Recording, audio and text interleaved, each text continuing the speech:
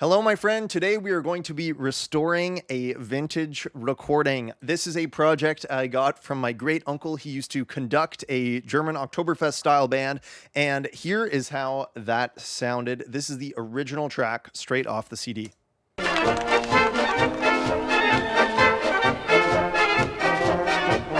Okay, and I'm going to show you how I got it to sound like this.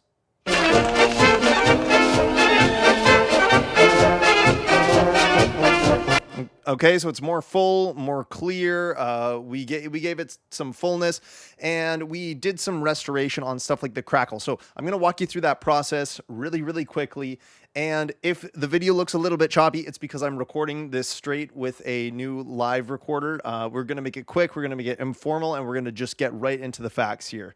Okay, so here's how I'm going to go about this project. This song, by the way, was recorded, I believe, in 1966.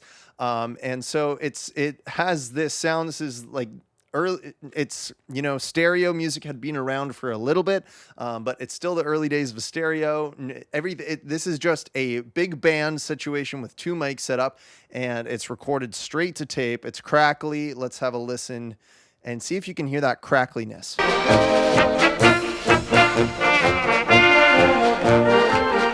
If you listen in the left and right, there's a subtle stereo crackle. So I'm going to pull up this D crackle so that you can hear it even better. We're going to set it to high. This is Izotope RXD crackle, okay? If you need to use this, you can just get the free trial, and it will render with the free trial. You might have a few blank spots, in which cases you'll have to go to those little spots and re-render those. But you can use the free trial. Let's listen, see if we can hear that crackle.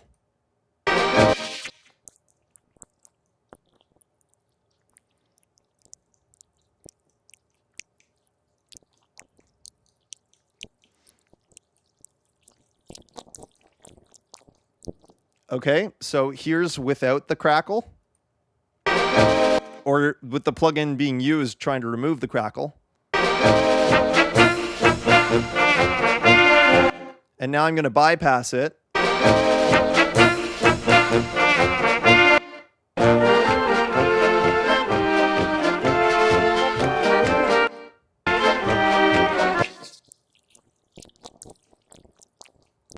Okay, so it is digging a little bit into the meat, a little bit into the low frequencies, but this is doing more good than harm. So I'm going to roll with this setting. And what I did in this case is I rendered this into the whole file. Now, I made a copy of the original file so that I wouldn't be messing it up too bad or anything like this, but we're going to let this render, and I'm going to see you in 1 second when it's done. Okay, while this render finishes up, I want to take this chance to share with you a free gift from me to you. It's called Ultimate Mixing Tips and Hacks. If you like stuff like this, and if you want my most juiciest list of mixing tips, this thing is going crazy on TikTok and beyond, and I can't stop hearing about how producers are keeping the list next to them while they work, and their mixes are transforming. So I'm super grateful for that feedback, and this is why I want to give it to you absolutely for free. The link is at the top of the description. Okay, it looks like this rendered, so let's jump back into the DAW here. Okay, I can close off this decrackle, and now we've decrackled this.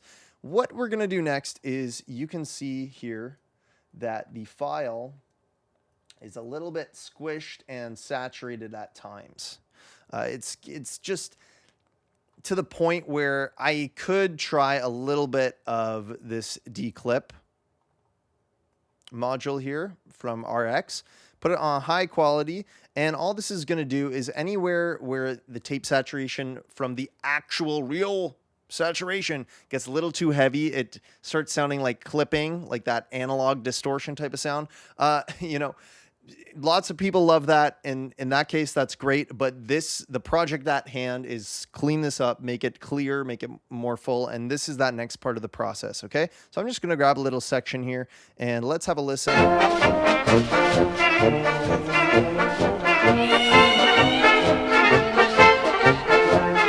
Okay, so I'm just going to the very edge of the waveform here.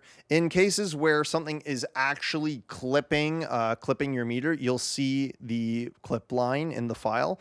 But in this case, when I'm using this declip, I'm just bringing it to the edge of the waveform just so we can redraw any parts of the waveforms that are cut off just a little bit by the analog saturation. Okay, this one renders fast, so no pause here. And you can actually see the waveform changed a little bit. You see that? Let's zoom in a little bit here so you can see again. So here's before, then the waveform changed a little bit, okay? It's just redrawing some of the shapes, okay? So let's have that declip on now, and let's have a listen.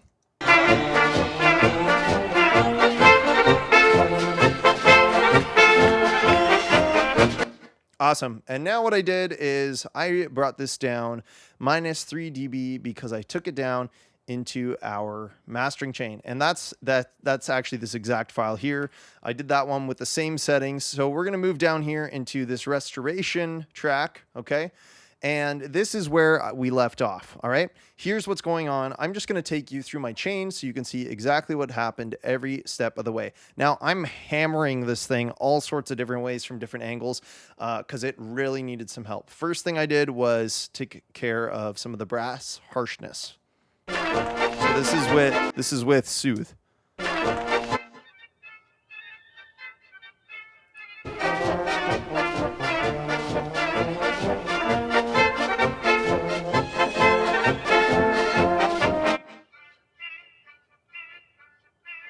And you can see there's a frequency there around 3K that I was pinpointing.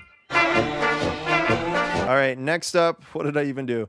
All right, I'm just hammering some of these problem frequencies again.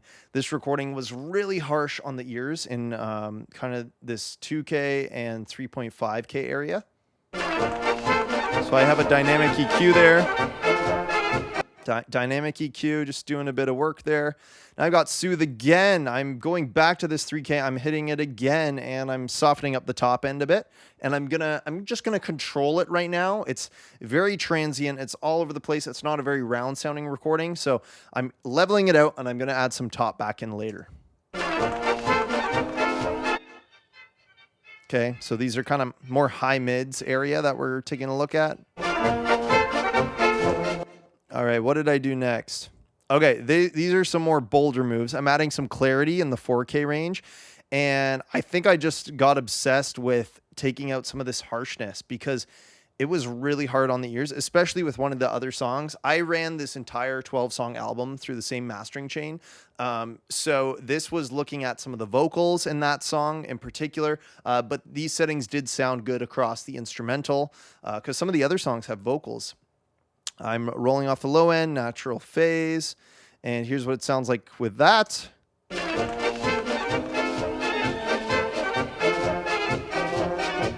So you can hear it's sounding more dull. It's a lot less, honky in the 1K area. Now I'm adding some of the top back in to start sparkling it up again.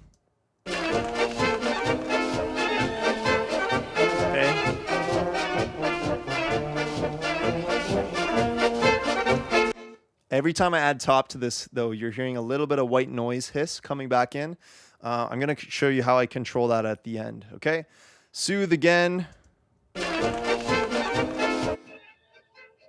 I'm really just smoothing this thing out. I'm trying to make it seem like it was mixed, and it's very difficult to do it like this. And, lots of engineers will be like, you're doing way too much to it. But like the goal of this specific project I had is to get this to sound as clear and smooth as possible and really transform it. And so in this case, with just 2 stereo mics over a big band like this, there's going to be transients, random clarinets, random trumpets, like popping out and poking out all over the place. So I got to keep smoothing this out. And now we're at a point where I was finally happy with it. I could have dug in deep with each of these plugins on their own, maybe had like 1 or 2 instances of Soothe, but I just felt like adding more, and I can because there's not a lot of plugins in this session. So it sounded good, so that's what I did. Now, I'm using this smooth mastering preset, which I tweaked, and basically all that's doing is compressing it a little, riding the top of the mix, adding a bit of gain, and giving it a little bit of transient detail back. But the good thing about it this time, I know I just said we wanted to tame transients. Now I'm doing it. Now I'm adding transients back in, but these are transients that have been smoothed out, if that makes sense. So here's what that sounds like. Oh, I'm still on Delta mode over here.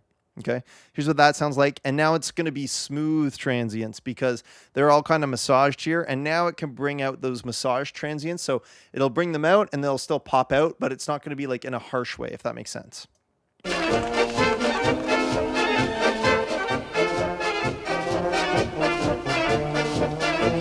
And the compressor is just barely doing anything up there. I could probably even compress it a little more. But these are the settings I went with. And now I'm adding some side EQ, make it a little clearer on the sides, make it just pop, starting to get the mix to pop. I brought up just the middle of the mix as well, around 1K, did a nice boost there.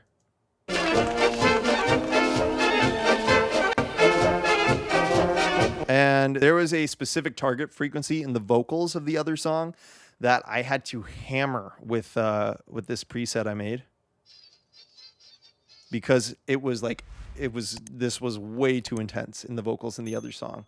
But I kept the settings the same across all the tracks because it sounded good and I wanted to keep it consistent. Now what I'm doing is I'm sending to a simple reverb, okay? Usually you don't put reverb on the master. You don't put reverb on the master.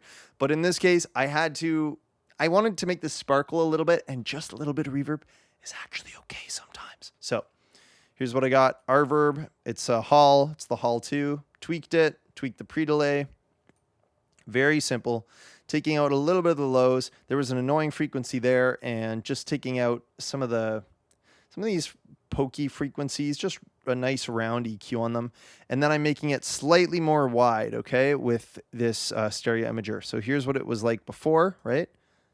Just centered, and then I just pushed it up, made it a little more wide, nothing crazy. You don't want to cause phase problems or anything like that. Right?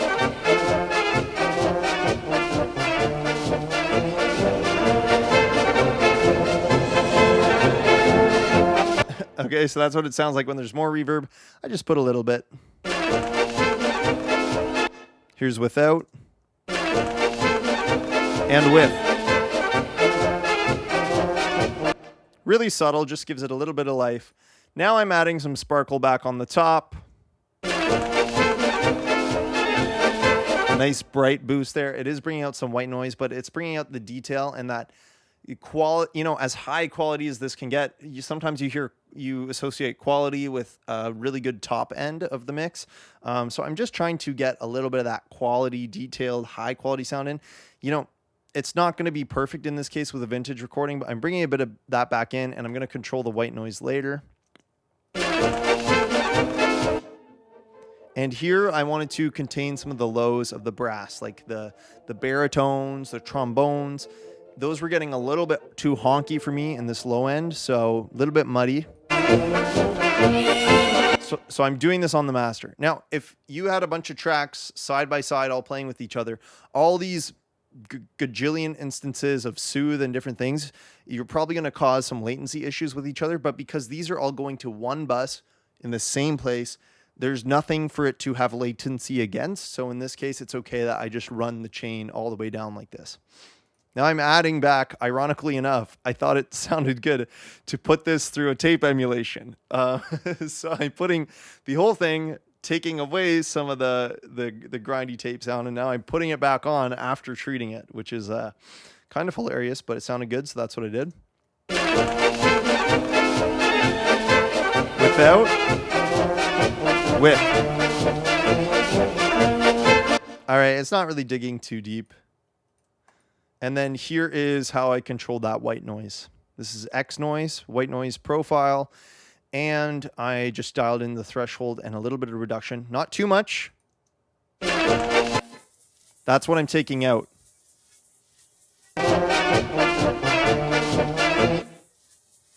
That's what I'm taking out. So here's bypassed and then flipped back on.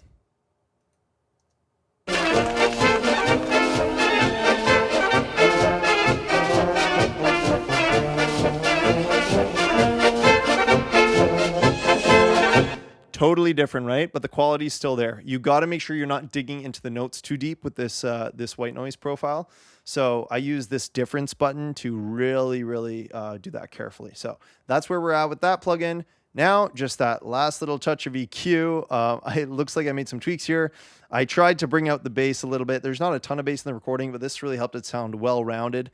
And now we add a whole ton of volume. So that could potentially be a little bit loud. So I'm not, so, you know, watch your ears in a sec. I'm not going to blast you.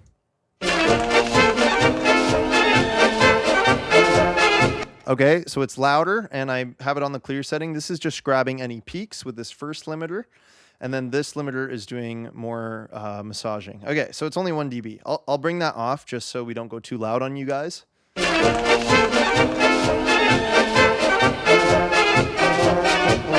All right, and when I ran this mix through, when I put the whole album through the meter, came out to around -9 LUFS, which for CD, that's totally fine. Good to go. And yeah, this was really sounding great by the end. So like we said, the before sounded quite different. Let me pull up that before file for you guys again, because I made all those changes there. Now we don't have the before file anymore. Here it is. Here's what the before sounded like.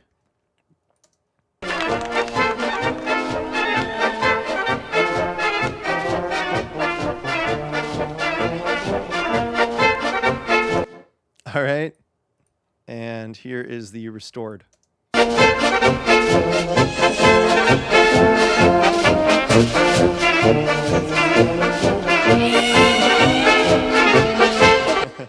That's all for this video. I hope you guys enjoyed that. Make sure to subscribe to the channel. We got tons of videos and content coming like this all the time. We just hit 1K subscribers, which is super exciting. I'm so glad to have each and every single one of you here. This was a really fun video to make, and I want to do more like this soon. So make sure you stick around, hit that like button, leave us a comment below for anything else you want to see. I can make videos like this whenever. I can just pull up a session and make it happen. So if there's something you want to see, let me know, because I'm here to help you out, and I will see you next time.